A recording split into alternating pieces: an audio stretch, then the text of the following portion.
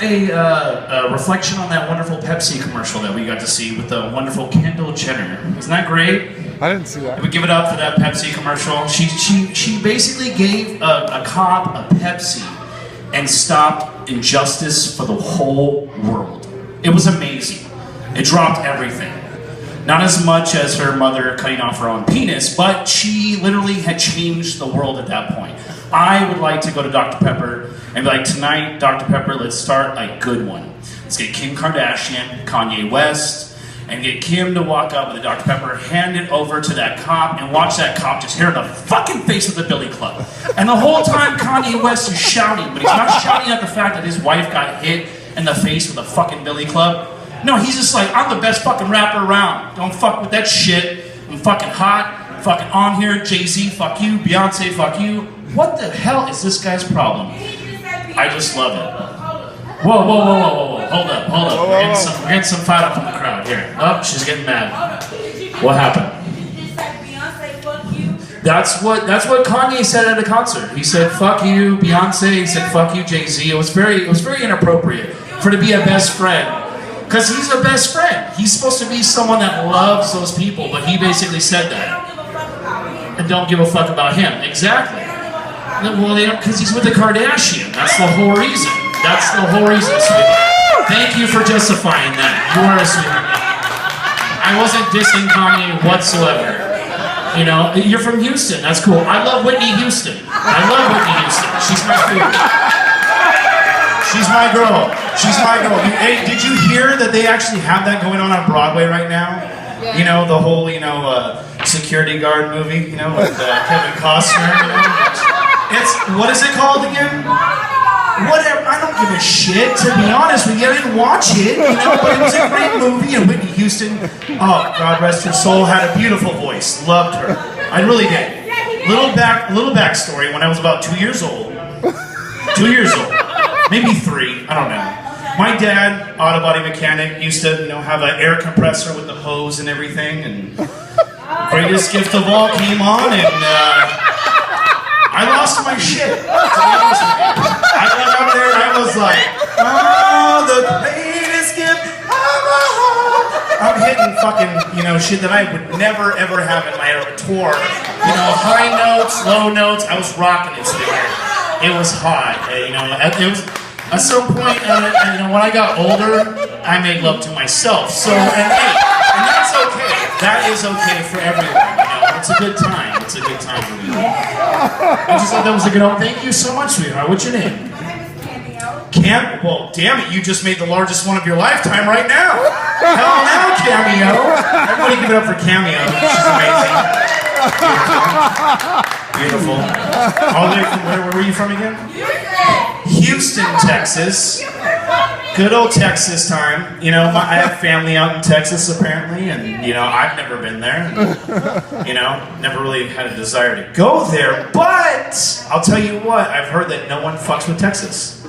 And that's kind of a ballsy thing to have as a state. No one fucks with Texas. California just basically has hey, if you're here, you're fucking here, okay? Just deal with it, there's nothing fucking shiny, we're not gonna give you a road, anything like that. Oh, you gonna say something? What do you want to say? Oh, I can't move the mic, sweetheart. Anytime I move the mic, it cuts out. Tell them you don't miss Texas.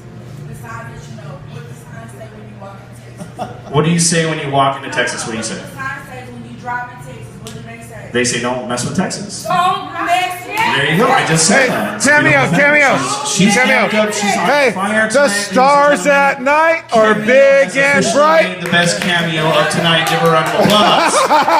It's beautiful. Once again, like I said, I'm from Riverside, California. I work. That's a second cameo. Exactly. It's a beautiful cameo. I work at a hotel where there's a beautiful steakhouse, one of the best steakhouses in all of Riverside, and people can laugh at that. But I remember the first time it was very awkward when I went to go get a physical for my, after, you get insurance, you get hyped up, you're like, hey, you can go get a physical. Okay, cool, I'm legit. So I go, and my doctor is supposed to be a male doctor, and of course the male doctor was not there that day. So I get a doctor, she pretty much looked like Judge Judy with glasses on.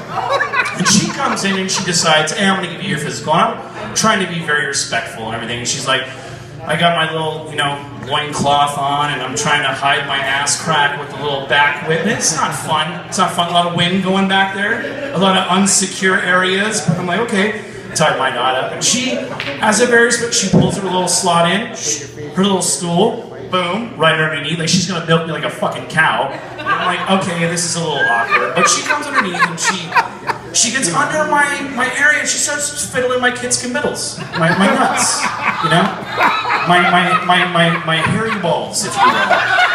And she's under there, and I'm thinking, okay, doing the whole routine of, turn to the left and cough, and I'm like, and I'm thinking in my head, like, why would you turn to the left and cough? So, cough on the girl. I get that now, but at the time I didn't get that. I was just like, I felt like I was in like a prison movie. I was like, okay, cough, and what, I gotta squat and like let everything else go. But no, it wasn't that bad. But basically, she's under there, and I'm trying to be respectful. And most times that I've ever had a physical, they never say anything. They're just like, oh, everything's good. Get on their clipboard. And she just looked up at me and she goes, you know what? I love this steakhouse that you guys have. The prime rib is amazing. While she's fondling my back, my nuts. Like that is the most awkward point in any man's life, is having a woman fondle their nuts professionally, not for fun. Because that time you could say whatever you want. You could be like, I love Disneyland. I'm like, I'm still gonna come on your face. So by the end of the night, this is gonna happen. I couldn't do that because I was getting a physical. So I walked out very perturbed. It was very sad. I didn't like that. So how's everybody doing tonight? Everybody having a good time? I hope so. As you can hear, I got some I got Cameo out here. I got some family out here. Give it up for my Uncle Jerry over there for not letting the Hulk Hogan mustache die in vain. That is where it's at, ladies and gentlemen. That is a handlebar mustache from hell, and I love it. Every time I see him and he tries to rip his shirt off, I just call Child Protective Services. That's what I do. Let's go, there's kids around, don't do that. This is not for their eyes. That's horrible. Horrible. But good times. I also have a good friend here, my buddy Brian. I love that guy. The biggest guy I've ever met in my lifetime. I literally go out of my way to get people into shit when he's around. Like I'll walk up and I'll just say something fucked up. I'm like, your mother's a bad sewer. And maybe I'm not hitting them in the fucking nerves or something, but every once in a while I want to pick a fight. So sometimes I have to go, believe me, my buddy Brian here fucked your mom. And then just to see the guy's face and look at him and go, yeah, well, he might have done that. I'm just going to walk away from that situation. I don't want to end up a paraplegic and fucking shit my pants for the rest of my life. It's going to be sucky. It's going to be down thing. Hey, anyways, I see some, my sister over here, she's wearing some flannel like that. She's a big Pearl Jam fan. Yeah, one of those, huh? Nothing like that. Nothing like Eddie Vedder fucking seizuring on stage. I could never understand what the guy was saying. I was like, Jeremy's spoken, but he didn't obviously learn his speech pattern from you, for crying out loud. You just look like you're having a seizure.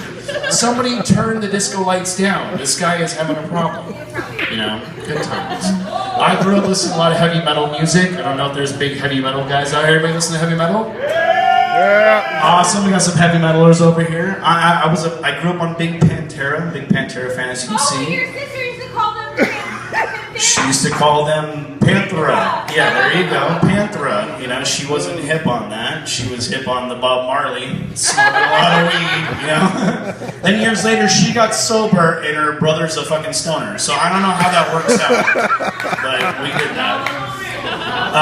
But it was good times, But my best experience was going to Ozfest for the first time. I don't know if anybody's been to Ozfest, big heavy metal genre festival. But my parents didn't want me to go, and I didn't understand why. And then when I went to the show, I understood why.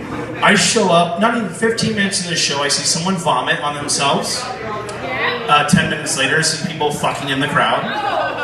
And later on, saw fights, someone get thrown into a fire pit.